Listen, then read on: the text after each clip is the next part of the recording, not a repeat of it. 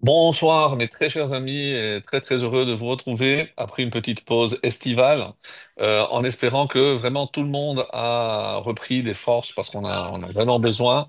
Déjà pour entamer ce mois, au Hashem de Elul, puisqu'il fallait pas louper, et c'est pour ça que j'ai tenu absolument, même si en France c'est encore fin août, mais ici en Israël, depuis Rosh Chodesh Elul, évidemment tout reprend, les écoles, yeshivot et tout, et surtout que c'est le mois de préparation à Rosh Hashanah, à Kippour.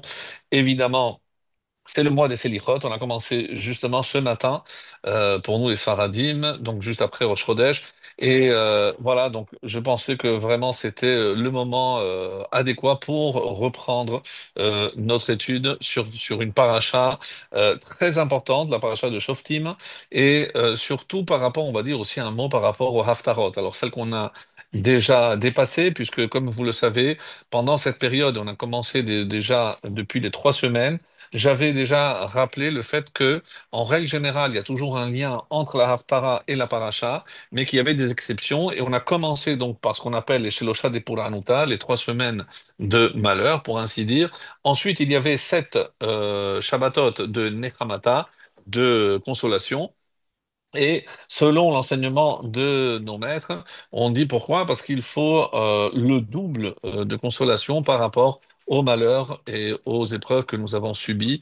Et c'est pour ça que c'est intéressant que quasiment dans toutes les haftarot de consolation, eh ben, il y a une répétition. Nachamu, Nachamu, Anochi, Anochi, comme on va le voir. Donc il y a toujours comme une répétition, comme si on voulait comme, prouver par là qu'Hachem éprouve aussi ce besoin de nous consoler après la période difficile que nous avons traversée pendant ces 3 semaines. Et on termine toute cette période par ce que les Chachamim appellent le Shabbat de Teshuvah, puisqu'une fois qu'on aura terminé, donc c'est le Shabbat qui annonce les Aseret et Teshuvah. Donc là, ce sera donc pour la Teshuvah et toutes ces haftarot n'ont pas forcément, donc, comme je l'ai précisé, un lien avec la paracha qui est lue pendant ces Shabbatot. Alors, juste pour rappeler très rapidement, et parce que je trouve que cet enseignement est trop beau, c'est un enseignement qui est attribué à Rabbi David Abudarham. Et il dit, est-ce qu'il y a une suite logique dans ces haftarot? Pourquoi on les a choisis? Généralement, comme je vais vous le montrer, elles sont toutes tiré du prophète Isaïe, mais il n'y a pas forcément une logique dans la continuité. Donc on voit qu'on saute des chapitres avant et après, et on se demande s'il y a une règle, pourquoi c'est ainsi. Alors Rabbi David Abudarham nous donne une explication vraiment qui est merveilleuse, et il nous dit, Nachamu, Nachamu Ami, alors la traduction, consolez, consolez mon peuple. Amar Yomar Elokechem a dit votre Dieu. Donc forcément, qui parle à qui? D'après le premier verset, c'est Hachem qui parle aux Névi'im, aux prophètes, et il leur dit, Nachamu, Nachamu, allez consoler mon peuple. Ami, donc c'est Hachem qui parle, allez consoler mon peuple. Donc ça commence donc la période de consolation. Quelle est la réponse du peuple juif? Va-t-on Tzion, les habitants encore de Jérusalem, Azavani Hachem, Hachem m'a abandonné et Vadoni Shirachani et mon Seigneur m'a oublié. Attends, déjà après tout ce qu'on a subi, maintenant il nous envoie des prophètes pour nous consoler. Nous, on ne veut pas de consolation entremise de prophètes. Nous, si il doit y avoir une consolation, cette consolation doit venir directement d'Hachem. Que font les Névi'im? 3e semaine.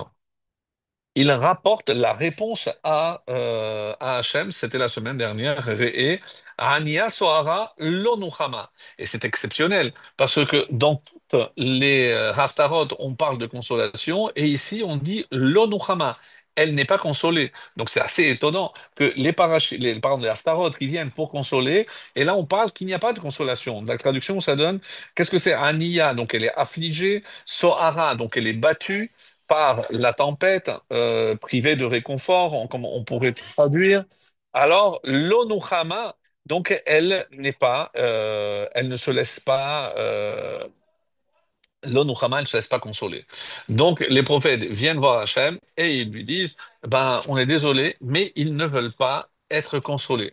Alors, on arrive à notre semaine, et c'est là où vraiment il y a on va dire un virage assez important, puisqu'on a un revirement de la situation où Hachem comprend que c'est lui qui doit s'adresser directement. Ah, ils ne veulent pas par votre entremise qu'à cela ne tienne. Et comment commence la Haftara de cette semaine de Shoftim? Anochi, Anochi, hu menachamchem. C'est moi, oui, moi, qui vous console. Et là, on entend, donc on va voir la suite, les 2 semaines qui vont suivre. En tout cas, si on considère qu'il y avait 3 de malheur, donc il y a 3 de consolation qui sont passées, donc celle de cette semaine est celle qui fait pencher la balance pour un surplus de consolation par rapport aux épreuves. Donc elle est située vraiment à une position très stratégique d'une part, et surtout que par les 2 mots. Et la première phrase, Anochi, Anochi, Hu menachem, donc c'est moi qui vous console, dit Hachem, c'est moi, c'est moi. Alors, il y a les explications pourquoi il y a ce dédoublement Anochi, Anochi. Alors, il y a une très belle explication qui dit d'après le Midrash toujours, c'est que Anochi, Anochi, parce que il y a la consolation du père et il y a la consolation d'une maman. Et qu'est-ce que Hachem dit? Eh ben, je vais jouer les 2 rôles, le rôle de papa et le rôle de maman. Donc, je viens vous consoler, Anochi en tant que père, Abba, et Anochi aussi, puisque la maman aussi, elle a une manière de consoler qui n'est pas celle du père. Hachem, il a dit, je vais jouer le rôle du père et de la mère. Et une autre explication aussi très belle du Midrash nous dit Anochi, Anochi. Où est-ce qu'on a vu Anochi? La première fois qu'Hachem s'adresse au peuple juif, hein, puisqu'il a parlé déjà au Havot souvent avec le terme Anochi, mais la première fois qu'il s'adresse au Havot, c'est évidemment dans les Aseret Adiberot, dans les 10 commandements. Anochi Hachem Lokechem. Et Elokecha, je suis l'Éternel ton Dieu, Anochi. Et comme il y a également, on a vu il y a 2 semaines, la paracha de Vaetchanan, où on a la répétition, les 2e tables en quelque sorte. Donc il y a 2 fois Anochi. Donc je viens vous consoler, mais par quel terme? Tel que je me suis présenté au Sinaï, pour que vous compreniez que si je me suis éloigné et que vous avez subi ce que vous avez subi, c'est parce que vous vous êtes éloigné de moi, vous vous êtes éloigné de la Torah que je vous ai donnée au Sinaï, c'est-à-dire de votre mission. Puisque n'oubliez pas que lorsque que j'ai proposé à toutes les autres nations, vous avez été les seuls à ne pas poser de questions. Et là, je voudrais ouvrir une parenthèse merveilleuse aussi. Alors, pourquoi? Parce que les nations viendront voir à Hachem et dire, ah, pourquoi tu ne nous as pas donné la Torah? Alors, la réponse qui s'impose, c'est pas parce que je vous ai proposé et vous avez refusé. Il n'y a pas il y a pas d'autre réponse. Et Hachem dit, bon, apportez-moi le livre de votre généalogie. Alors, quel rapport?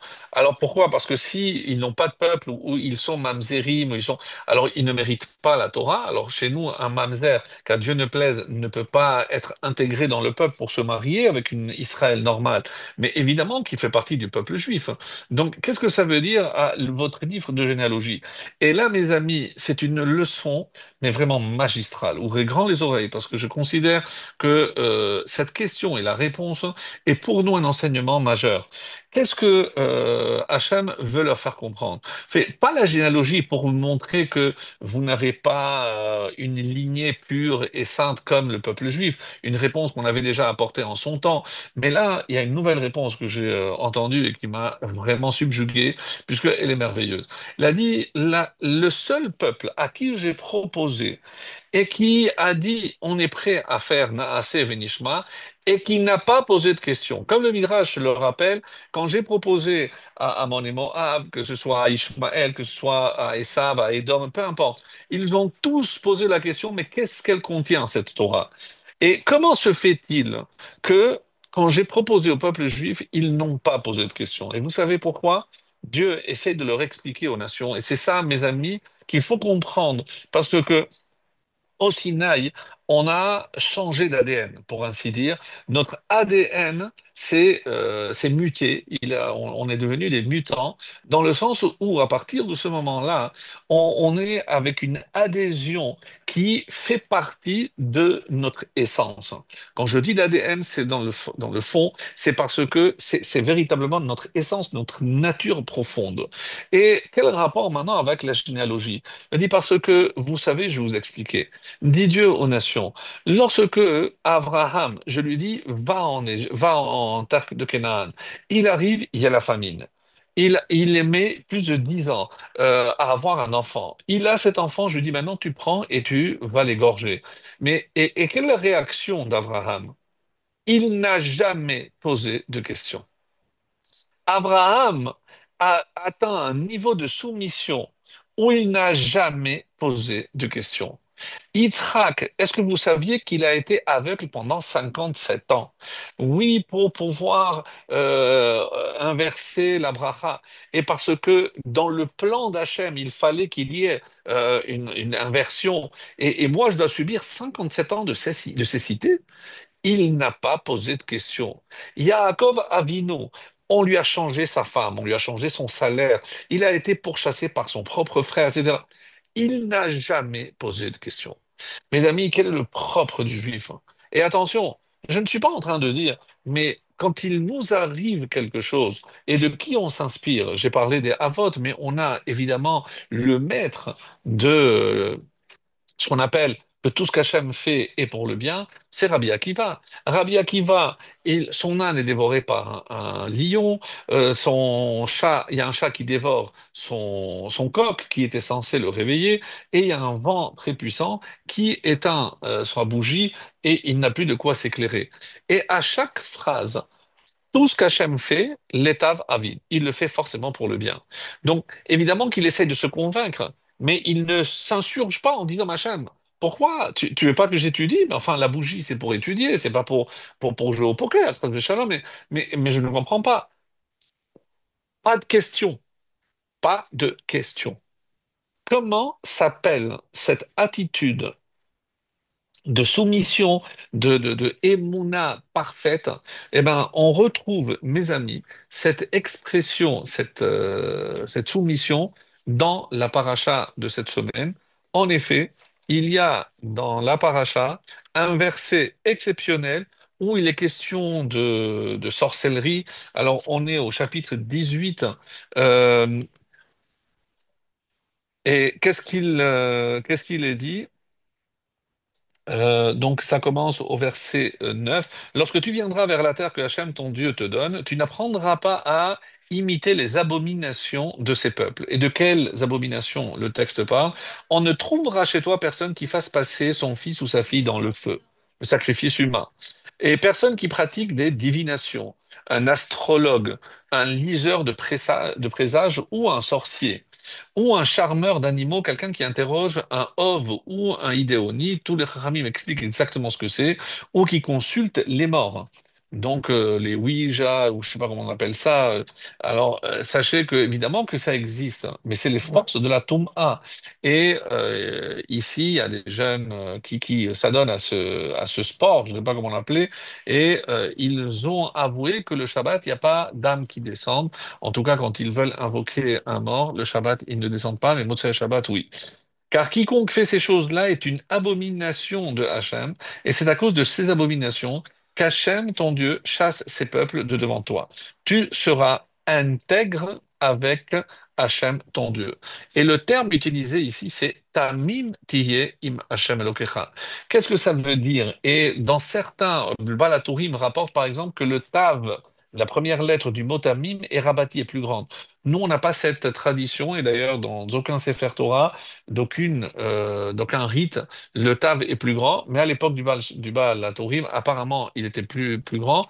Et pourquoi? Parce que de Aleph à Tav, c'est la dernière lettre. Alors, il y en a qui disent que Tamim, le premier qui a été appelé Tamim, c'est Abraham.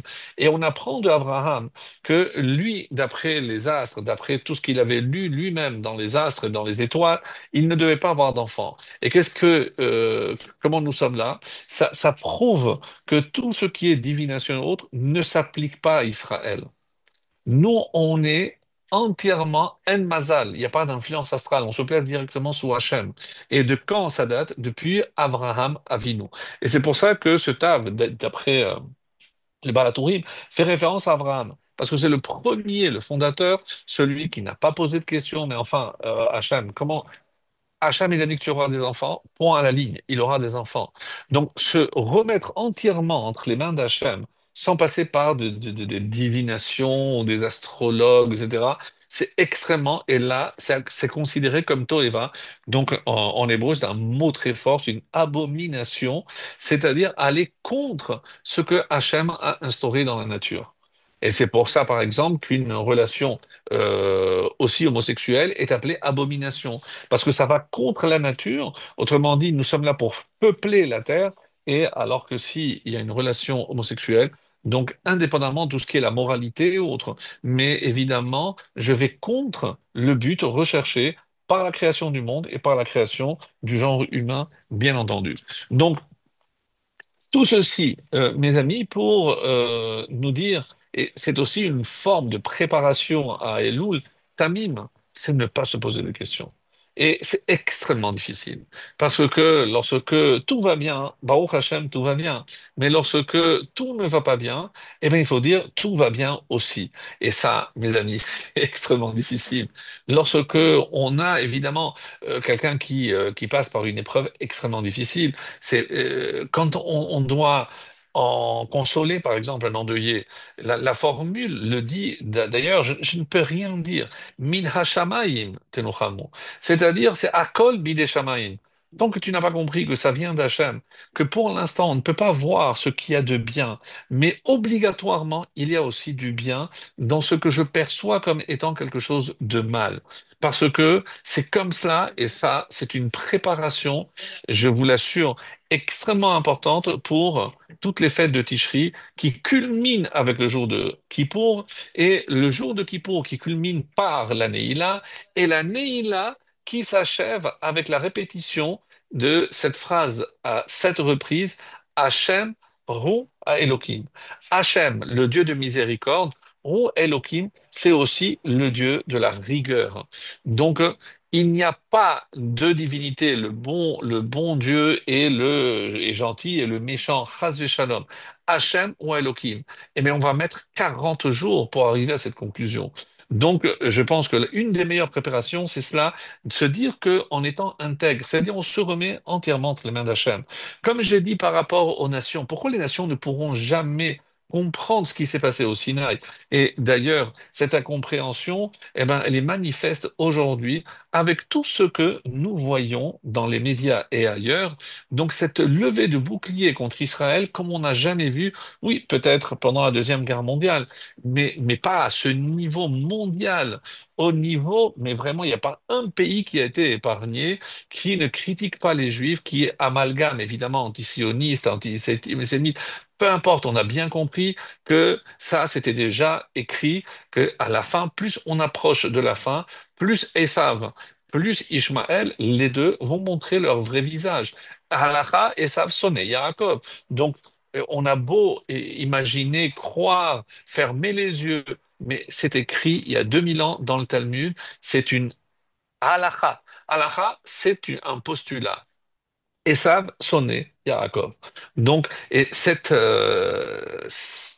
haine remonte au Sinaï. Pourquoi? Une des raisons pourquoi ce mot s'appelle Sinaï, de Sina.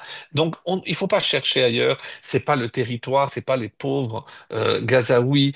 Évidemment que ce sont des prétextes. Pourquoi il n'y a pas d'autres victimes dans le monde? Évidemment que ça fait partie du processus messianique. Et plus on va se dresser contre le peuple juif, je vous assure que plus on sent que le Mashiach est vraiment à la porte. Et évidemment, ce n'est pas une invitation, mais en espérant que aucun juif ne soit touché en dehors d'Israël, mais n'oubliez pas que la fin du film, comme disent ici les Israéliens, c'est ici que ça va se passer. Et peut-être que comme il a fallu une expulsion de quasiment tous les pays d'Europe il y a déjà 500 ans et moins, eh ben, est-ce que ce n'est pas une forme d'expulsion de voir tout ce qu'on voit aujourd'hui autour du monde? Et encore une fois, très, très, très étonné de voir qu'il n'y a aucun pays qui est épargné. C'est vraiment hallucinant de voir comment cette haine contre Israël, contre les Juifs. Alors évidemment, il y a les ignorants qui font l'amalgame, qui importent, peu importe. Mes amis, ça, c'est des signes les plus marquants de la venue messianique imminente. C'est lorsque tout le monde sera contre Israël. Donc c'est comme ça que c'est rapporté, c'est comme ça que c'est écrit, et c'est comme ça qu'on est en train de le vivre. Alors, je disais par rapport à justement tout ce qui est divination, c'est pas pour nous. Nous, on doit s'en remettre uniquement à Kadosh Baruch Hu. Et d'ailleurs, dans ce contexte-là, on nous dit que le peuple juif est appelé par quatre qualificatifs. Je pense qu'on avait parlé une fois rapidement. Achoti, Rayati, Yonati, Tamati. Achoti, ma sœur. Ach, c'est lorsque achot, c'est aussi coudre, c'est-à-dire unir. Et pourquoi? Parce que c'est ichouï. Comment on s'est unis tous au peuple, tout le peuple à Hachem, c'est par Dam Pessah et Dam Mila. Donc on parle de la sortie d'Égypte. Après, Rayati. Quand est-ce qu'on est devenu proche d'Hachem? C'est quand je comprends la nature de celui qui est en face de moi. À la traversée de la mer Rouge, on a dit Zdekeli ve'anvehu, c'est mon Dieu. On a reconnu, on a vu ce qu'on entendait jusqu'à présent. Donc, cette intimité a atteint vraiment le summum. Ensuite, Yonati. Yonati, c'est ma colombe. Donc, la colombe, comment on va dire que sa qualité première, pour ainsi dire, sa particularité, je me recherchais, c'est sa fidélité. Et même lorsque on va, après avoir déjà connu tous les miracles de la sortie d'Égypte, la traversée de la mer Rouge, on arrive à un endroit où on est mis à l'épreuve. C'est lorsque l'eau est amère. On dit, c'est malgré cette épreuve, on n'a pas eu d'eau, etc. Yonati. Pourquoi? Parce que tu es resté fidèle. Donc, on voit que c'est historique. Et on arrive Tamati, celle qui est entière, intègre de Tamim, entière avec moi. Évidemment, quand est-ce qu'on est devenu intègre et on s'est soumis entièrement à la volonté d'Hachem, c'est au Sinaï, lorsqu'on a dit Naase Venishma. Et il y en a qui disent que pourquoi Hachem il a dit Anochi, Anochi, parce que tu as dit Naase Venishma, et ben grâce à ça, moi je viendrai, chaque fois que tu auras un problème, je viendrai te consoler. Donc, ce qui caractérise le peuple juif, mes amis, c'est que nous, on ne pose pas de questions. On peut avoir des questions. Et on a tous des questions. On peut se remettre en question, évidemment. Mais on ne pose pas de questions dans le sens, Hachem, pourquoi tu m'as fait ça? Et Hachem, je ne comprends pas pourquoi tu m'as fait ça. Je pense et j'essaye de me convaincre que c'est pour mon bien, bon, pour mon bien. Aide-moi à percevoir ce bien à travers donc cette fumée noire qui me fait penser que ce qui m'arrive est quelque chose de négatif. C'est comme ça que, il faut voir les choses. Et je peux enfin terminer, parce qu'on était en pleine Haftarot. Donc, tout cela, c'est de Anochi Anochi, c'est la Haftara de notre semaine. J'ai essayé de faire un lien avec Tamim Tiye Machem Lokecha. Donc, on voit un petit peu qu'il y a, encore une fois, c'est pas le lien habituel entre une paracha et sa Haftara, mais on peut trouver. Ensuite, la semaine prochaine, c'est donc Kitetse, Roni Akara Lo Yalada, et ici, femme stérile, réjouita, qui n'a pas enfanté, pousse des cris de joie et jubile.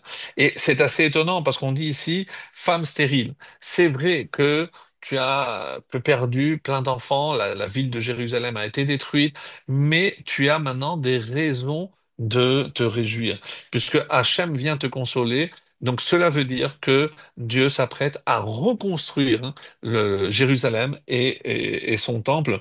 Et c'est la suite qui dit, toi qui n'as pas connu les douleurs de l'enfantement, car plus nombreux seront les enfants de Jérusalem, la désolée, que les enfants de la ville habitée. Donc on verra, la ville de Jérusalem verra tous ces enfants revenir. Et c'est une allusion évidemment au retour, au début du retour vers la Géoula. Et enfin, Kitavo, Kumi Ori Kiva Orecha, lève-toi, brille, car ta lumière est arrivée et la gloire d'Hachem a rayonné sur toi.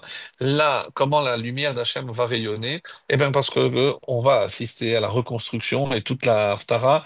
Donc, même que l'obscurité va recouvrir la terre, et un brouillard dense les royaumes, tandis que sur toi va y rayonner Hachem et sa gloire apparaîtra sur toi. Les peuples marcheront à ta lumière. Les rois, lisez parce que c'est magnifique. C'est évidemment la reconstruction du temple.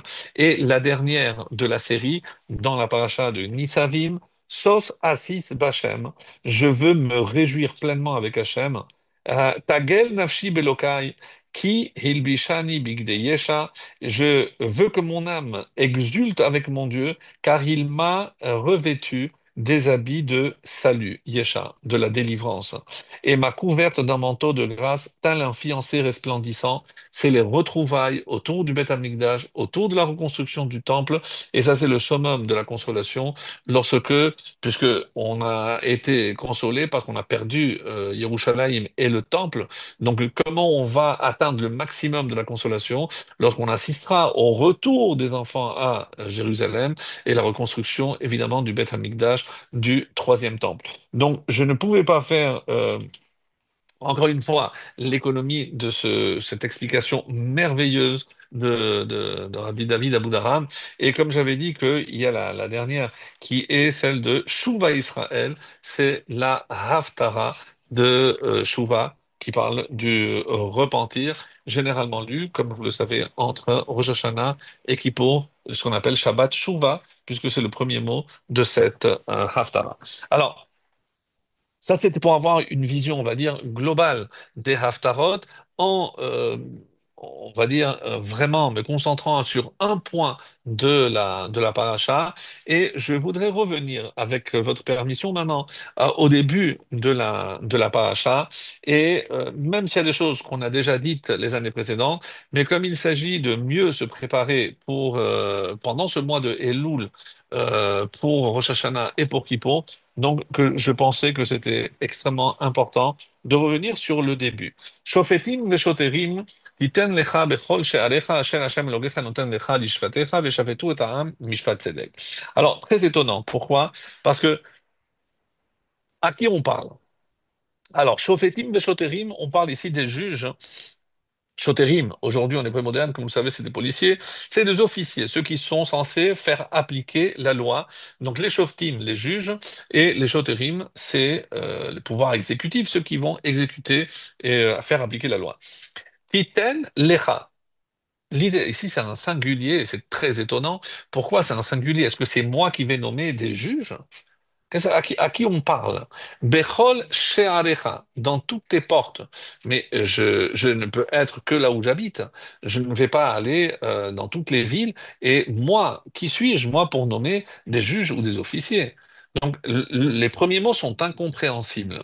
Asher Hashem Elokecha noten lecha, donc, et toutes les portes que Dieu t'a données, Veshafetu ta'am, et Veshafetu, et ils jugeront. Qui? Donc, du coup, les juges qui vont être nommés, et Ta'am, le peuple, Mishpat Tzedek, selon un jugement équitable, juste. Mais est-ce que moi, je peux m'immiscer dans la justice et garantir que les juges que moi je vais nommer, ils vont appliquer une justice équitable? Mais enfin, de quoi on parle ici? Et pourquoi c'est au singulier? Alors, tout le monde va s'étonner sur ce début de paracha. Entre autres, je vous lis quelques commentaires. Par exemple, le Rambam nous dit dans Sanhedrin, il est dit comme ça, Batechila kovim beddin agadol vehu anikra Sanhedrin gedola. Alors il faut savoir qu'il y a un ordre dans le tribunal, donc un Bet Din, et il y a ce qu'on appelle le Grand Sanhedrin. Le Grand Sanhedrin composé de 71 membres qui a pour mission, entre autres, par exemple, de nommer des rois. Donc c'est, on va dire, s'il y a le pouvoir du roi, il y a le pouvoir des Chachamim, et ça a toujours été comme ça, et donc c'est le Sanhédrin qui représente donc ce pouvoir. Le Sanhédrin composé que de Chachamim, c'est eux par exemple qui peuvent prendre une décision si telle guerre est justifiée ou pas. Donc il s'immisçait dans le fonctionnement de l'État et ils étaient en communication évidemment avec le roi. Ça, c'est le grand Sanhédrin. Ou minyanam shevim ve'echad. Et ils sont au nombre de 71. Bechol ir Israël sheyesh ba me'a ve'esrim yoter. Après, il y a les villes où il y a plus de 120 habitants. Donc, on va voir après s'il y a moins de 120 habitants. Ma'amidim Sanhedrin ketana ve'yoshevet b'sha'ar ha'ir shene'emar. Et donc, de combien ils sont composés? Minyanam, Ha'esrim, Veshlosha Dayanim. Et là, ils sont composés de 23. Donc, c'est pas le grand Sanhédrin, mais vous imaginez que pour une ville de 120 habitants, il faut 23 juges. Et pourquoi? Parce que tout ce qui est mammon, donc on va voir qu'il y a besoin de moins, mais chaque fois qu'il y a une question de vie ou de mort, il faut un minimum ici de 23. Et Aïch et s'il n'y a pas 120, alors Ma'amidim ba shlosha denim. Là, il faut 3 dayanim, kede sheyehe bahen rov ou mi'ut, im haïta benehem achloket bedin minadinim. Donc s'il y a des différends, des divergences et autres, donc ils vont, et c'est pour ça qu'ils font un nombre impair, c'est pour ça qu'il y en a 3, et il y a 2 contre 1, donc pour n'importe quel litige. Alors, dans le Sefer HaChinuch, la mitzvah 491, il dit Limnot shofetim shoterim. Donc, s'inspirant évidemment du premier verset qui constitue une des 613 mitzvot. C'est nomination des juges.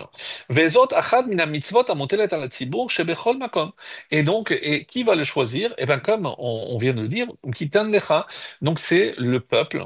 Et ici, le tzibur, donc un collectif, qui va nommer les juges. Le nativ, dans Réamek Davar, dans le commentaire sur la Torah, pourquoi il y a marqué Titen Lecha? Pourquoi Belachon Yachid? Donc, c'est pour tout le monde, c'est pour le peuple. Pourquoi Titen Lecha? Tu donneras pour toi. Zoazara al Knesset Israël, Shehem Sanhedrin Gedola. Lehamid Beddin Bechol Ir ve Knesset Israël Bichlala, Ktiv Belachon Yachid. Alors, c'est pas très compréhensible, parce qu'il dit pourquoi c'est au singulier, parce qu'on parle ici de Knesset Israël. C'est l'ensemble c'est l'assemblée de tous les juifs. Et c'est pour ça que c'est un singulier. Bon, tout le monde n'est pas d'accord avec cette explication. Par exemple, le Al-Shir, la sim lev l'omro lecha chez Umeyuta. Pourquoi il y a marqué lecha? Titen. Titen ou Titenu. Donc si c'est le Tibour, si c'est le peuple qui va décider, alors Titenu, pourquoi Lecha? Et le Sifri nous dit, Minayin shememamenin beddin lechol Israël, d'où on sait qu'il faut nommer pour tout Israël dans toutes les villes, chaque fois qu'il y a plus de 120 personnes, en tout cas, et Talmud Loma, Shofetim Titan Lecha, ou Minyayin, Shemanin Shotrim Lechol Israël, Shotrim Titan Lecha. Donc, c'est un ordre, c'est une mitzvah, et peu importe, si je ne comprends pas pourquoi j'ai besoin de 23 juges lorsqu'il y a plus de 120 habitants, mais c'est la halakha, c'est comme ça. L'Orechaim nous dit, et lui, il s'étonne sur la suite. Lotate mishpat, c'est le deuxième verset, qui, tu ne détourneras pas le jugement. Mais j'ai pas compris. C'est pas à moi. Moi, tu m'as dit de nommer les juges. Donc maintenant, on change de sujet. Maintenant, à qui on s'adresse? On s'adresse aux juges, mais pas à moi. Alors, c'est ce que l'Orhaim pose comme question. Moi, j'ai nommé, tu m'as dit de nommer, j'ai nommé des juges. Maintenant, il dit, ne détourne pas le jugement. Mais pas moi, je ne suis pas concerné, puisque moi, je ne suis pas juge, moi, j'ai nommé. Alors, l'Orhaim qui pose cette question, Lo yiched ha'asara la shoftim. Attention, c'est pas pour les shoftim, vetiva la nochea, mais il s'adresse à tout un chacun. Lirmos כי כללות ישראל ישנם באלו אזהרות, אם לא ימנו השופטים כדרך שנסתוו. Attention, parce que tout va dépendre du choix que toi tu vas faire. Parce que si tu veux mettre tes copains et qu'il y aura du copinage, etc., donc par un mauvais choix et une mauvaise nomination, indirectement tu seras responsable si le juge que toi tu as placé, eh ben oui, il va détourner le jugement. Donc tu porteras l'entière responsabilité. Lui, il sera puni parce qu'il aura fait. Mais toi, Lotate Mishpat, attention, quand tu nommes, il faut que tu suives les critères qui sont spécifiés dans la halakha. Hem hammatim mishpat ve'orim al kol ha'amur. C'est vrai. Bechol she'arecha. On pose la question, mais qu'est-ce que ce Bechol she'arecha vient nous faire ici? Dans toutes tes portes, pourquoi cette précision? Alors, sur cela, mes amis, donc vous le savez aussi bien que moi, il y a plusieurs enseignements, dont certains qu'on a déjà vus ensemble les années précédentes. Et de quoi on parle généralement? Ici, on dit que qui sont ceux qui vont donner ces explications qui sont vraiment très intéressantes. Il y a, excusez-moi, Rabbi Haïm Vital, le Hida, le Shla HaKadosh, et qui mettent l'accent sur le fait que c'est la première paracha du mois de Elul. Donc forcément, il y a ici une indication et une préparation pour tout un chacun. On ne parle évidemment pas des juges dans le sens propre du terme, mais titen lecha, c'est place-toi toi-même en tant que ton propre juge. Donc on n'est pas ici, comme je l'ai rapporté jusqu'à présent, dans l'ordre de la Torah de nommer des juges dans les villes, mais ici donc, il y a une allusion à ton comportement justement à partir de ce mois-ci. Et de quoi il veut dire? Adam Atzmo, c'est que toi, tu dois être ton propre juge.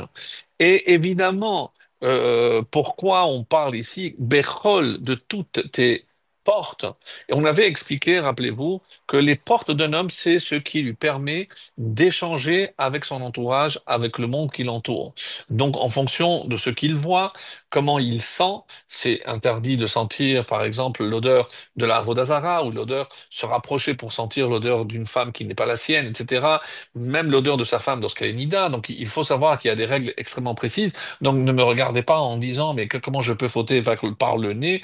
Et il y en a même qui disent que quand on pose une question sur quelqu'un et sans faire la shonara, je dis, j'ai bougé le nez ou la bouche et j'ai fait du lachon hara. Donc oui, je peux fauter aussi avec le nez. Donc évidemment, faire attention à ce que j'entends, cela va de soi et ce que je vais dire. Alors, et si je compte, il y a sept. Et c'est pour ça que, rappelez-vous, je crois qu'il y a 3 ans, on avait donné cette belle explication, Shofetim veshoterim. Les deux termes, que ce soit les juges ou les officiers, commencent par un shin. Et où est-ce que je vois un shin qui me protège, qui est censé me protéger? Eh ben, évidemment, vous l'avez trouvé, c'est le boîtier des téphilines de la tête, hein, où il y a un shin d'un côté et un shin de l'autre. Sauf qu'il y a une anomalie. Il y a un shin à 3 branches, ce qui est normal, mais il y a un shin à 4 branches. On avait dit en son temps que c'était les 3 patriarches, les 4 matriarches. Mais ici, de quoi il s'agit? C'est les 4 plus les 3, 7. Et pourquoi j'ai besoin de 7? Pour protéger les 7 orifices.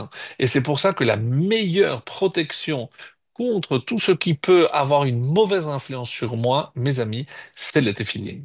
On ne peut même pas imaginer ce que les téphilines peuvent représenter. Et vous allez me dire, oui, bon, il y a le téfiline du bras aussi. Le téfiline du bras, on dit que ça, c'est l'action. Donc ça, c'est plus le shoter. Et où est-ce que je trouve l'action? C'est qu'il y a aussi une lanière, retsoa. Et à quoi servait la lanière? Eh bien, lorsque quelqu'un avait désobéi, il recevait les 39 coups avec une retsoa. Donc la retsoa, c'est un symbole pour me rappeler que lorsque je ne fais pas les choses comme il faut, eh ben, je suis apte à recevoir les 39 coups de la Retsoua. Et c'est pour ça que là encore, je vais mettre le chiffre 7 pour protéger encore les 7 orifices, parce que si je fais attention à ce que je vois, à ce que j'entends et ce que je dis, eh ben, ma main continuera. Et c'est pour ça qu'il y a une halakha qui n'est pas assez connue, et c'est pour ça que je profite, parce que c'est important, c'est que vous savez que je m'interromps. Je ne fais pas la main, je mets la tête. Parce que quand je fais les protections, les 7 tours, je passe directement au chiffre 7, 3 et 3. Je mets le shin, je vois qu'il est bien centré et je ne m'occupe pas des lanières pour qu'elles soient pas retournées ou pour les rentrer dans la ceinture. Ça ne fait pas partie. Je ne dois pas m'interrompre et je dois directement passer à la main, qui, d'après certains, et c'est la mitzvah de Horaïta, parce que rappelez-vous, qu'est-ce qui a marqué? Ukshartam leot al yadecha, sur ta main. Donc certains disent que la vraie mitzvah de la Torah, c'est yad, c'est pas le bras, mais yad. Yad, c'est la main. Donc quand je mets dans la main, c'est là où je fais la vraie mitzvah de Oraita. Ve ukshartam al yadecha. et ta main, et c'est ce que je fais, j'attache, je mets les trois alliances, etc. Et je ne dois pas faire d'interruption. Une fois que j'ai terminé la main, après je peux continuer, je peux vérifier s'ils sont bien, je peux les attacher, etc. Vous faites ce que vous voulez. Mais je ne dois pas m'interrompre parce que je repousse en quelque sorte une mitzvah qui est d'Oraïta, c'est la main.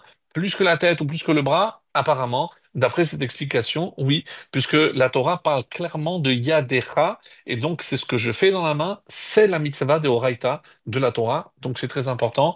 Voilà, c'était juste pour faire une petite halakha qui nous permettra de progresser et de faire les choses comme il se doit. Alors, donc ça c'est pour l'explication, on va dire par rapport au Shin, d'après le Chaim Vital, donc Shoterim, etc. Donc que je trouvais fort intéressante.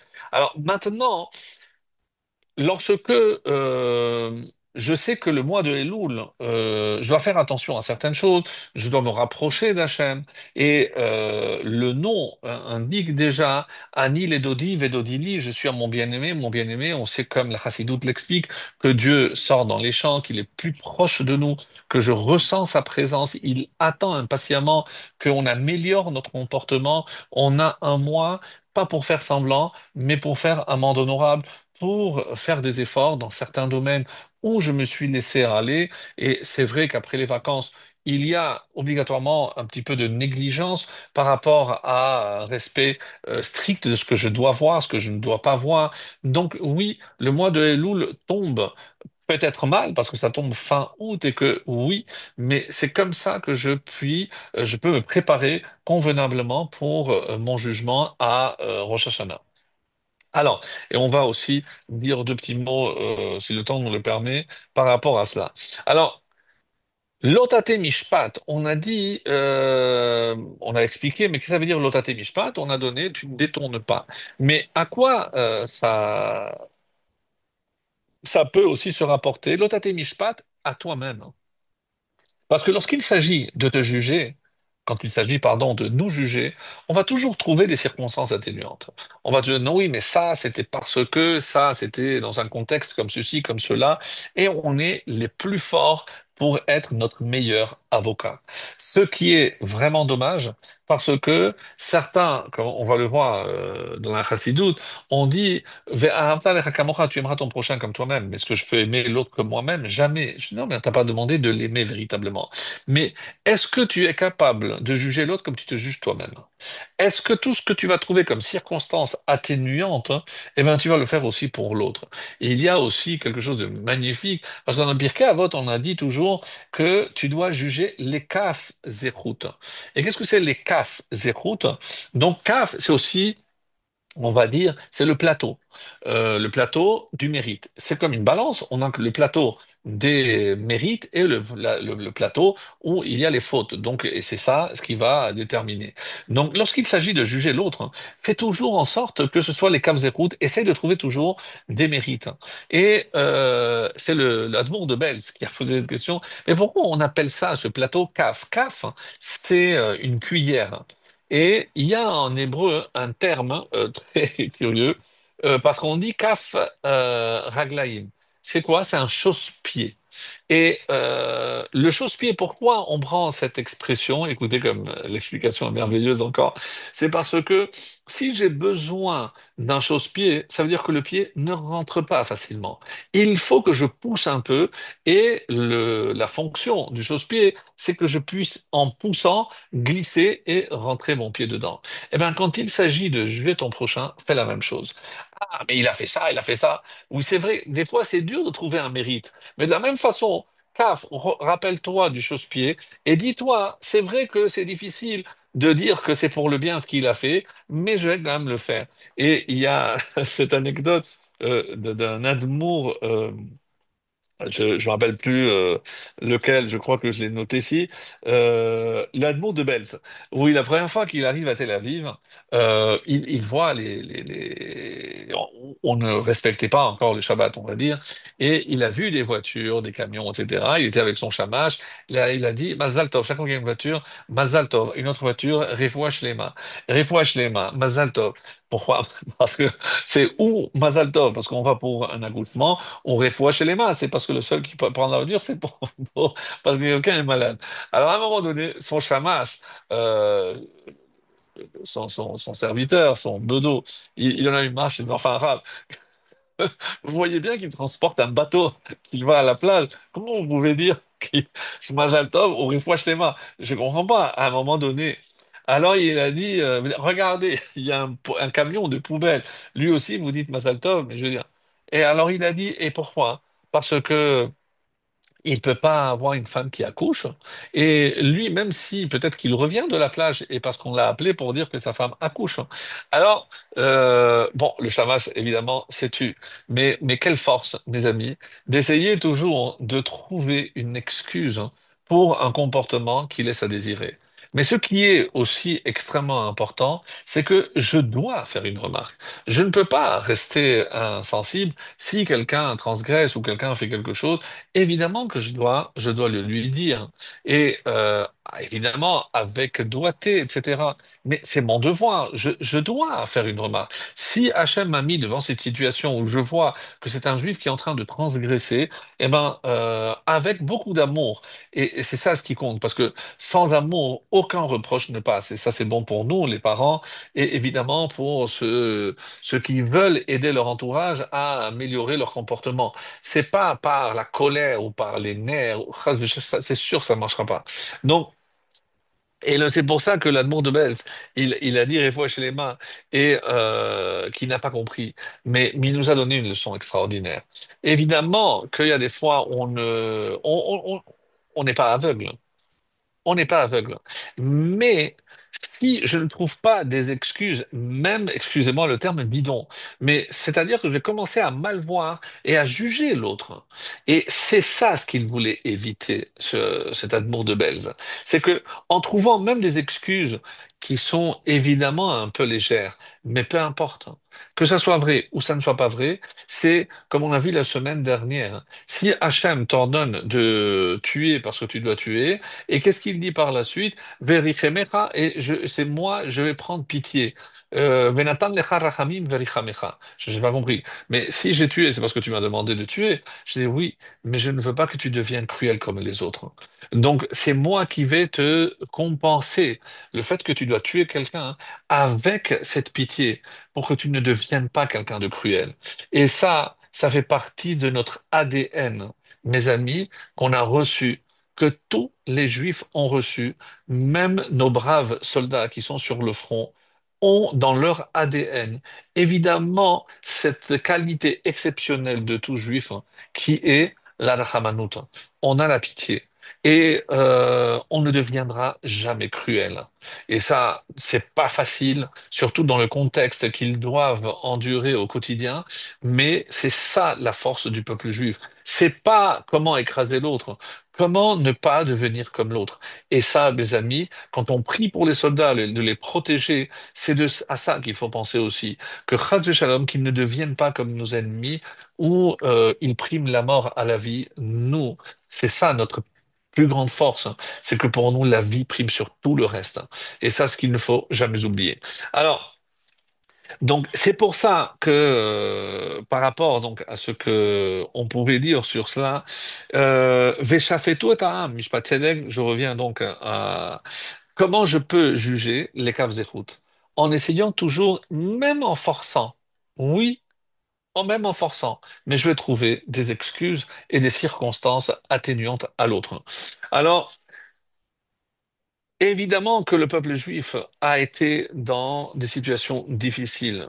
Regardez de qui on va apprendre ça, mais même de Abraham Avinu, alors que Hachem lui annonce qu'il va détruire la ville, les villes qui étaient l'antithèse du Chesed. Et il va quand même prier et il va intervenir pour les sauver. Alors c'est des gens d'une cruauté où ils tuaient ceux qui aidaient des pauvres. Je ne sais pas si on peut imaginer ce que ça représentait. Et on aurait été content, on aurait compris que Abraham, eh ben, laisse faire, puisque c'est justement aussi sa thèse, celle à laquelle il a adhéré, c'est d'aider l'autre, de venir en aide à l'autre. Donc, lorsqu'il est face à des gens qui représentent l'antithèse, eh ben, qu'Hachem lui dit, ne te mêle pas, moi je suis venu pour les détruire, alors avec plaisir. Non, non. parce que c'est ça la vraie nature. Et Abraham nous a transmis dans notre ADN, justement, on a parlé tout à l'heure de ne pas poser de questions, mais être capable aussi de s'apitoyer de quelqu'un de cruel. Et ça, évidemment, avec toutes les réserves qui s'imposent, mais c'est dans notre nature. Alors, on dit aussi que on est dans une génération où, malheureusement, à l'époque où je vais vous lire ce passage que j'ai trouvé extraordinaire et qu'on ne connaît pas, c'est dans le livre des Juges. Après Yehoshua, donc il y a aussi Déborah qui va juger sous son palmier, et juste après Déborah, il y a un juge qui s'appelle Gidon, Gédéon. Alors, j'aurais tellement envie de vous lire des passages entiers, mais je vous invite à le faire parce que je n'aurai pas, hélas, le temps de tout vous lire. Mais pour comprendre, ici, c'est un midrash exceptionnel et c'est je pense qu'un des meilleurs exemples que j'ai pu trouver par rapport à ce qu'on est en train de dire et ce qui va évidemment pour nous aussi être une préparation incontournable pour le mois des Louls et pour les fêtes de Tishri. Et de quoi s'agit-il? Lorsque on voit que un juif fait faute, qu'est-ce que j'ai dit? Eh ben, je dois lui faire des reproches, hein. On apprend de Moshe, on apprend de David. Évidemment que quand un juif fait faute, il doit faire des reproches. On apprend des Névi'im.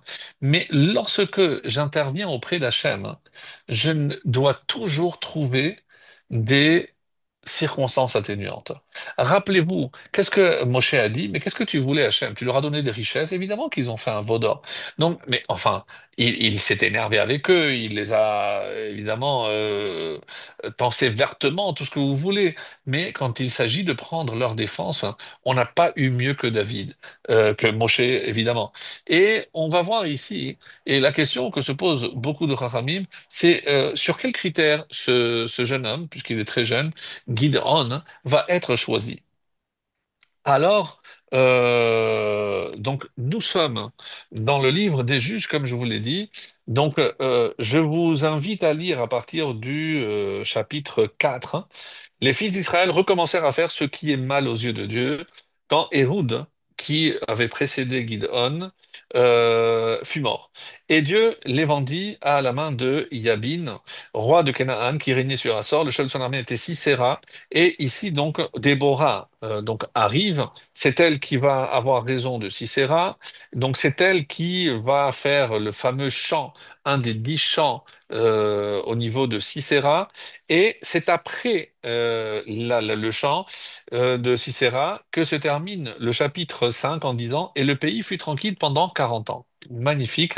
Alors, on a vaincu notre ennemi et pendant 40 ans, on a eu la paix.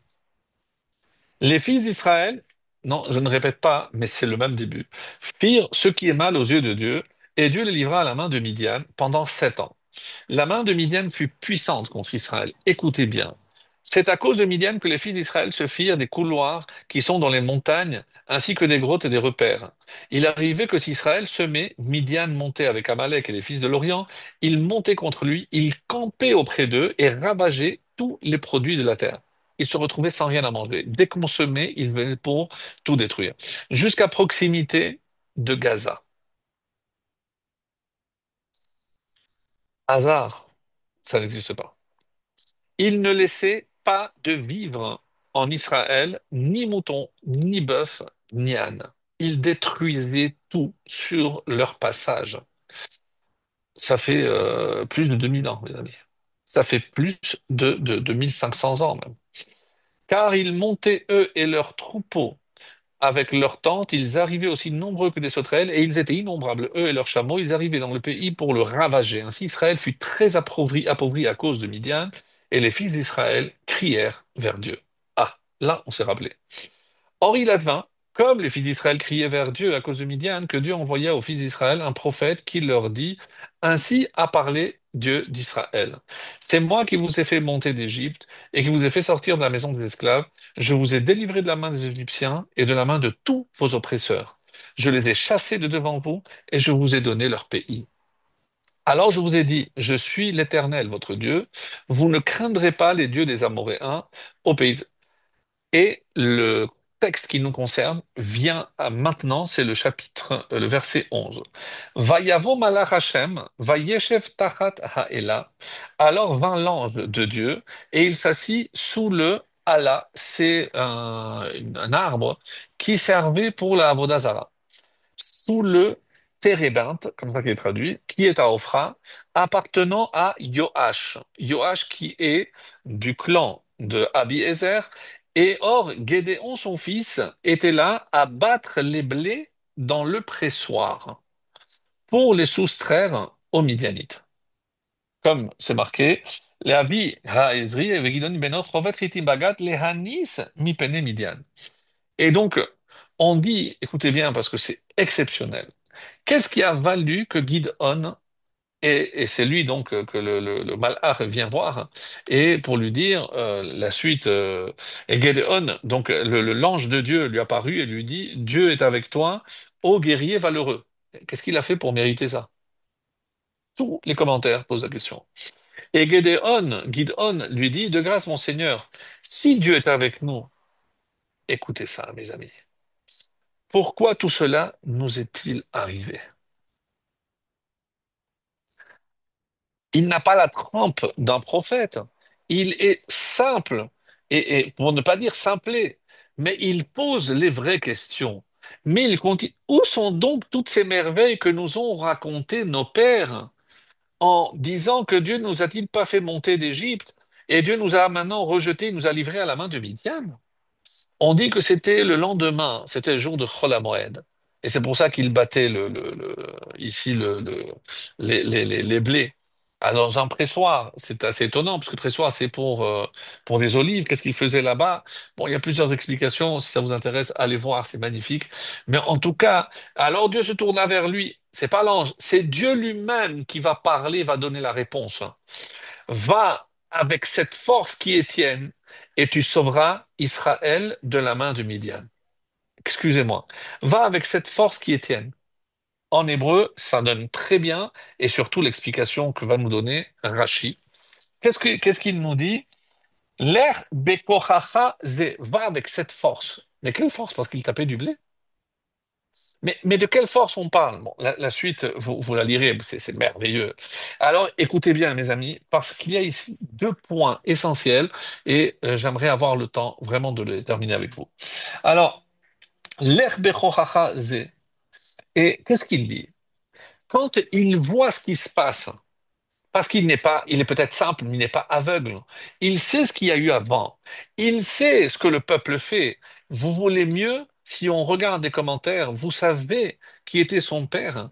Un peu plus loin, dans le verset 25, Dieu va lui demander de prendre un taureau qui avait été engraissé pendant 7 ans. Par qui? Par son père. Son père qui était un Oved Avodazara. Ça vous rappelle quelqu'un? Oui, Abraham Avinu. Il est fils d'un idolâtre. Gidon est le fils d'un idolâtre. On est dans la tribu de Ménaché. Incroyable.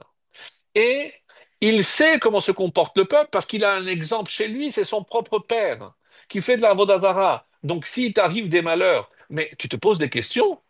Mais comment tu peux te poser des questions? Pourquoi Hachem nous a livrés au lieu de dire, ben, je comprends, regarde, Hachem, le peuple envoie un vrai prophète pour redresser le chemin. Qu'est-ce que tu m'envoies, moi? Et qu'est-ce que Rachid dit, mais dans un vraiment un trait de génie. Bekoach hazechut hazeh, par ce mérite extraordinaire. Quel mérite? Quel est le mérite de Gidon? C'est l'imanta sanegoria al banai kar darash Rabbi Tanchuma. Il est allé chercher dans le Midrash de Rabbi Tanchuma et il a dit, mais c'est quoi cette force de Gidon qui a fait que Hachem l'ait choisi? Il a dit, maintenant, avec cette force, tu vas maintenant délivrer le peuple. Mais quelle force? Parce que, alors qu'il a toutes les raisons de comprendre pourquoi Dieu les a laissés tomber et les a livrés entre les mains de leurs ennemis. Et qu'est-ce qu'il dit? Il fait, mais Hachem, pourquoi tu nous as fait ça? Pourquoi, alors que tu as fait des miracles? Alors, de deux choses l'une. Si nos parents, c'est la suite de la discussion qui est merveilleuse, si nos parents ont des mérites, alors peut-être que nous, on n'a pas de mérite, alors fais-le pour le mérite de nos parents. Mais si tu as fait le mérite de sortir d'Égypte, c'est toi-même qui as dit, mais je me rappelle, puisque mon père, il est à Vodazara, mais on a lu la Haggadah. Oui, ben, ça n'empêche pas, un n'empêche pas l'autre. Ben, il faut croire qu'il y a des choses qui ne changent pas. Donc, il a fait la Haggadah, oui, mais après, il bat le blé ben, pour bon, faire du pain, un peu de matzah, un peu de pita, c'est pas très grave. Mais on parle de ça. Et quand tu as sorti les peuples, nos ancêtres d'Égypte, ils avaient du mérite? Ben, ça, apparemment, non. C'est toi-même qui l'as dit. Aérom ve'eria, ils étaient dénudés, ils n'avaient aucun mérite. Et tu as agi en leur faveur. Alors pourquoi tu n'agirais pas pour notre génération? Cloué, le bec, ça s'appelle en français. Mais quel génie! Mais comment, avec sa simplicité extraordinaire, Gideon arrive à prendre la défense de son peuple. Elle dit, toi, tu vas le délivrer. Mais quelle force! C'est pas un guerrier, pas du tout. Mais si tu es capable de voir le peuple avec ce bon œil, j'ai pas besoin de plus. C'est toi que je veux. Donc, ça c'est pour la mission. Mais pourquoi Vayavo Malach? Alors, on nous dit Hamalach hagoel oti mikol ra yevarech et hane'arim. Donc, vous rappelez la bracha que Yaakov va faire. Ah, on dit que Ne'arim, c'est Ephraim et Ménaché. Non. Et une explication très belle qui nous dit que Hamalach hagoel oti yevarech et hane'arim, qu'il bénisse les Nahar. Qui est appelé Nahar? Le descendant de Éphraïm, c'est Yehoshua qui est appelé Nahar. Donc bénis-les pour que tout ce qu'ils vont faire va réussir. Et le deuxième, l'enfant de Ménaché qui est appelé Nahar, Gidon, c'est le prophète Gidon. Gidon qui a toujours vu le bon côté du peuple. Comme Yoshua qui a été choisi comme le successeur de Moshe, eh ben Gidon a aussi une petite parcelle. Il a ce regard bienveillant à l'égard de son peuple. Mais qu'est-ce qui a fait que le Malach a détourné Vayeshev Tachata est là, alors que je sais que ton père il fait Avodazara. Et malgré tout, pourquoi c'est lui qui est... Pourquoi on dit ici le Yoash Abi Ezri, Vegidon Beno. Pourquoi on parle de son fils? Parce que vous savez ce que dit ici le Midrash? C'est quand il a vu qu'il est en train de faire, son père était en train de faire ça, Gidon était un jeune, il a dit, Papa, toi tu es fatigué, laisse-moi, je vais prendre la suite. Il a pris la place de son père, alors que son père était un Oved Avodazara, que Gidon, même son père, il était capable de faire Kibbout Avaim, et c'est ce que les commentaires vont dire ici. Quel était le plus grand mérite de Gidon, et comment il est venu à bout de Midian, etc., par le Kibbout Avaim. Donc, mes amis, deux qualités extraordinaires, incontournables, qui sont quand et regardez, quelqu'un un jour a dit avec tellement de justesse, est-ce que vous avez vu chez les Arabes des asiles pour anciens, ce qu'on appelle ici des bêtes à vote, les EHPAD? Est-ce qu'il y a ici des maisons pour les retraités? Chez les musulmans, ça n'existe pas. Ma fille me racontait quand elle était à l'hôpital, ici à Shaaré Tzedek, quand il y avait un arabe qui était interné là-bas comme patient, mais il fallait voir, c'était les belles filles, les fils, mais c'est incroyable. C'est incroyable cette notion de Kibbout Avahem qu'ils ont gardée et savent tout le mérite que ça a eu, c'est aussi Kibbout Avahem. Alors, demandons-nous, mes amis, s'il y a un domaine dans lequel on se montre un peu moins méritant, et tant que nous avons nos parents, Baruch Hashem, pour ceux qui les ont encore les deux en vie, mais je vous assure, c'est que après c'est trop tard. C'est vrai qu'on fait le Kaddish, on fait ceci, on fait cela. Euh, Nous, on a pris avec mes frères quelque chose d'assez étonnant, puisqu'on s'est dit qu'on fait toujours un siyum, un de mes enfants va faire un siyum pour mon père. Il va faire aussi un siyum d'une macérette, pour... Mais on s'est dit, ma mère, tous les Shabbatot, elle adorait lire la Bible. Et on s'est dit, quel plus beau cadeau qu'on pouvait lui faire pour de chacun, on va se distribuer, ou chacun va lire toute la Bible pour elle. Et c'est pour ça que je me suis dit, ça m'a fait redécouvrir encore le livre de Shoftim. Je me suis dit, mais quel bel hommage, parce que on a toujours cette vision, ma mère avec la Bible, une Bible qu'on lui avait offerte en espagnol, et tous les Shabbatot, elle lisait, elle avançait, elle avait fait je ne sais pas combien de fois le Siyum de la Bible. On s'est dit, quelle honte, nous, on n'a pas cette connaissance qu'elle avait, elle adorait la Bible. Donc, voilà pour vous dire, mes amis, qu'on peut toujours honorer la mémoire. S'ils sont vivants, ben, ne perdez pas de temps. Profitez de chaque instant que vous pouvez leur consacrer. Parce que, mes amis, je vous assure que c'est par ce mérite-là qu'on pourra vaincre nos ennemis. Un. Et le deuxième, c'est lorsqu'on sera capable de voir tous les autres et juger le peuple, comme on voit cet exemple extraordinaire de Gideon. Mais un qui Boudavaim, alors que son père est Oved Avodazara, il ne s'est pas posé de question. Il a dit non, papa, tu es âgé, moi je vais continuer à faire ce que. Alors, est-ce que c'est pour éloigner les ennemis, peu importe, même s'il ne comprend pas. Un enfant, il ne comprend pas toujours les décrets de son père. On a lu la semaine dernière, Bani Matam, vous êtes mes enfants. Donc, on ne pose pas de questions. On sait qu'un père agit toujours pour le bien de son fils. Et même lorsqu'on ne comprend pas toujours comment et pourquoi, mais quand il s'agit d'Hachem, évidemment, ça ne peut être que pour notre bien. Gideon a eu ce mérite extraordinaire. Je vous invite à lire la suite jusqu'à la fin. Donc, les années, évidemment, qu'il va remporter cette victoire. Rappelez-vous, lorsqu'il est venu avec une grande armée, Hachem a dit non, c'est trop. Et avec de 10 000, après il va rester avec 300. Il va faire le test de comment ils vont boire l'eau. C'est tout cet épisode, c'est avec Gideon que ça se passe, si vous avez quelques mémoires. Et donc c'est une victoire, mais vraiment rocambolesque par rapport au peu de nombre contre un peuple comme Midian. Et quand il a dit Nekom Nikmat Midian, quand Hachem a dit à Moshe, on a dit, mais il viendra un jour un descendant qui va venger vraiment Midian. Et ce descendant, c'est Gidon, qui, d'après Megalia Moukot, avait peut-être aussi une étincelle de Moshe Rabbeinu, puisque on va voir qu'il va finir ce que Moshe n'avait pas pu faire, et pour la simple et bonne raison que toi, tu ne peux pas, Moshe, parce que tu as été accueilli par le peuple de Midian, donc tu ne peux pas leur faire du mal. Mais viendra quelqu'un, ne t'inquiète pas, qui lui agira comme il se doit, et il fera ce qu'il faut. Alors, oui, le temps il passe.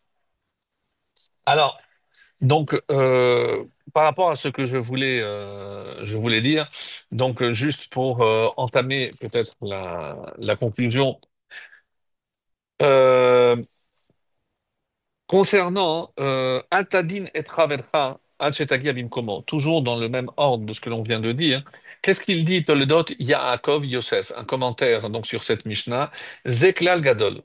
Les hatmadat ashalom be'ahava ben anashim. Si on veut faire perdurer la paix et l'amour entre les hommes, qui rov aktatot noflot besibat shefot Adam, parce que généralement tous les litiges, toutes les querelles viennent par rapport à notre jugement sur l'autre. Mishpat echad de'atzmo ou mishpat echad dezulato. Parce que je suis incapable de juger l'autre comme je me juge moi-même. Velachen idir she'iyeh da'atecha ve'nafshecha tachat nafsho. Et c'est pour ça que si je peux juger l'autre comme moi-même, Im cherpacha ben adam al eze davar she'asitalo. Si quelqu'un s'est énervé parce que tu lui as fait quelque chose, al teshive ou ad shetadin ata be'atzmecha imayahu oselecha ma she'asitalo. Avant de le juger, dis-toi si c'est l'inverse qui s'était passé, si c'est pas lui qui tu avais fait ou c'est toi qui lui avais fait, comment tu aurais toi réagi? Ha imaita mechare poyoter ima shecherpecha. Alors évidemment, tu dois comprendre sa réaction parce que si c'est lui qui t'avait fait la même chose, évidemment que tu aurais réagi pareil. Alors c'est pour ça que שופטים ושוטרים תיתן, היינו שצריך להגדיר עצמו בעניין הראייה. Attention à ce que tu vois, comment tu vois et surtout comment tu vas juger l'autre. Parce que c'est très facile de juger évidemment à la légère parce que tu seras beaucoup plus strict avec l'autre que tu ne l'es avec toi-même. Et on a à l'approche de Rosh Hashanah que si tu es capable de juger favorablement, eh ben, quelle va être la conséquence? Que toi, tu vas être aussi jugé favorablement. Évidemment, c'est de ça qu'il s'agit. Alors, Hillel, comme il l'avait dit, ce que tu détestes, ne le fais pas à autrui. Alors, et c'est ça peut-être aussi le symbole de Elul, on avait dit, c'est que Anil et Dodi. Mais il y a aussi une autre phrase qui se trouve par rapport à la ville de refuge. Inna leyado vesam tilach. Donc Dieu t'a préparé, il t'a préparé pour toi, vesam tilach, et je te l'ai donné. Donc un endroit où tu pourras trouver un refuge. Eh bien, on dit que Inna leyado vesam tilach, les initiales, c'est aussi Elul. J'ai préparé un endroit pour te protéger. Parce que, encore une fois, évidemment que le Yetzer Hara, nous, on sait très bien comment il agit. On dit, il ne faut pas tomber Akavia ben Mahalalel. Donc, c'est cette fameuse Mishnah qui dit qu'il y a trois choses. N'oublie pas d'où tu viens, où tu vas et devant qui tu rendras des comptes. Et qu'est-ce que tu gagneras? Que tu ne tomberas pas entre les mains de la faute. Qu'est-ce que c'est l'idée, Avera? Et tu ne fauteras pas. Pourquoi les mains? Parce que tu te méfies pas. Parce que le Yetzer est très fort. Et que si il va te présenter quelque chose qui n'apparaît pas comme une faute, eh bien là, tu vas tomber. Et petit à petit, évidemment que oui, tu vas tomber dans la faute. Et donc, qu'est-ce que tu dois faire? Mettre des barrages, des shofetim et des shoterim à toutes tes ouvertures. Donc, en ce mois de Elul, donc Anil et Dodi, Hachem, il est proche de toi. Donc, Hachem, il t'a préparé cet espace encore pour te protéger. Et n'oublie pas ton rapport à l'autre. Et comme on dit aussi à Purim. Donc, qu'est-ce qu'on dit? Matanot ish lerehu ou matanot la evionim. Un pour son prochain et des cadeaux pour l'autre. Si je prends ish lerehu ou matanot la evionim, ça donne aussi Elul. Parce que dans mon rapprochement à Hachem, je risque d'oublier aussi le rapport que je dois avoir avec l'autre. Et là, je risque de tout perdre. Parce que, encore une fois, grâce à quoi je vais être jugé? N'oublions pas l'exemple de Gideon. Gideon qui, alors je l'ai redécouvert pour ainsi dire, mais un personnage exceptionnel. Par son kibbout d'Avahem, par le fait de prendre la défense d'un peuple alors qu'il comprend parfaitement pourquoi il aurait mérité cela, mais c'est pas ce qu'il dit. Et c'est ça la grandeur d'un guide, d'un vrai guide. C'est que aux Juifs, je vais lui dire ce qui ne va pas, mais lorsqu'il s'agit de parler à Hachem, jamais je ne parlerai du mal d'un Juif. Et ça, mes amis, c'est ce qui nous manque cruellement. Quand on voit qu'on est contre, on est pour, on est en faveur, on est ceci ou cela, et parce qu'il a dit, parce qu'ils ont fait, parce que c'est leur faute, on va pas s'en sortir. Et plus on est affaibli, plus on renforce nos ennemis. Que les choses soient bien claires. Donc la force, quand ils l'ont, nos ennemis, elle provient de notre faiblesse. Et on est dans un mois vraiment exceptionnel parce que, en tout cas, j'ai pas eu le temps de tout vous lire, mais comme ça, il dit Moré Ledor Navor, comme ça il dit Beyachas la she'ela, ma yadech hatova litgaber al pitouy hayetzer. Comment je peux venir à bout de la séduction du yetzer? Hine lo latet lo leitkarev el tza'ad harishon. Alors, le meilleur conseil, c'est de ne pas le laisser s'approcher. Dehainu, kavar keshemofia machashava. Dès que la pensée apparaît, lesalek otam me'amorach miyad. Il faut l'éloigner parce que, évidemment, une fois que ça pénètre dans le cerveau, ça va traverser, ça arrivera, que Dieu ne plaise, à l'action. Et c'est pour ça, comme les Chachamim nous disent, les yeux voient, le cœur convoite et le corps faute. Donc c'est comme ça, c'est le processus. Donc il faut que je mette un barrage. Et qu'est-ce que je dois faire? Eh ben, penser à des choses positives, des choses pures. Et je pense que c'est ce qui nous permettra, Ezrat Hashem, donc d'arriver comme, je donne un dernier exemple, puisqu'on a dit qu'à l'époque de Gideon, je termine avec ça, on dit que, il y avait un prophète. Et d'après les commentaires, ce prophète, c'était Pinchas. Alors, tout le monde pose la question, mais je comprends pas. Alors, si on avait quelqu'un comme Pinchas, alors peut-être qu'il était certainement très âgé, mais pourquoi je vais chercher un genou comme Gideon alors que j'ai une figure, Pinchas, qui était depuis l'époque de Moshe. Donc, alors, qu'est-ce qu'il dit comme ça? C'est ça qui est merveilleux. Il dit oui, parce que d'abord, Pinchas n'avait pas le langage de sa génération. Et ce qui veut dire, mes amis, c'est que chaque génération a un langage particulier. Donc, si je ne suis pas aujourd'hui, par exemple, au fait des tentations chez les jeunes, si on va voir un rave et je ne sais pas ce que c'est TikTok ou Internet, bon, évidemment, il aurait mieux valu de ne pas le savoir ou des shorts, peu importe. Mais si je ne parle pas leur langage, je ne peux pas leur venir en aide. Si je veux préserver mes enfants, mais il faut que je sache par où peut venir justement la tentation. Donc, j'avais entendu un exemple magnifique. Est-ce que vous avez remarqué que dans tout le livre, alors c'est vrai qu'on parle toujours de l'exemple. Alors pour nous, les Havot, ça reste des exemples. Mais est-ce que vous avez remarqué que dans le livre de Béréchit, il n'y a pas de dialogue entre le père et le fils? Très très rare. Quand la seule fois où Abraham parle à Yitzhak, c'est lorsqu'il s'apprête à le sacrifier. Oui, à la Hakeda. Sinon, il n'y a pas de dialogue. Alors, quand on sait que Abraham, alors bon, c'était quand même un exemple, oui, mais parce que par son attitude, les mots sont superflus. Et je vous parle peut-être il y a deux générations où les pères n'avaient pas besoin de parler. C'est par le regard, par l'exemple, tout était plus que clair, hein. Donc, lorsqu'il y avait une déception, lorsqu'il y avait un avertissement, avec les yeux, ça suffisait, mais parce que ils incarnaient un exemple, même sans les préciser, on savait qu'est-ce qui était important, quelle valeur était importante. Et alors, encore une fois, aujourd'hui, on n'est peut-être pas à ce niveau-là, mais on se doit toujours d'être un exemple pour nos enfants, en dehors de la communication, dehors de la parole. Mais comment un fils pourra respecter son père si son père manque justement de cohérence dans son comportement?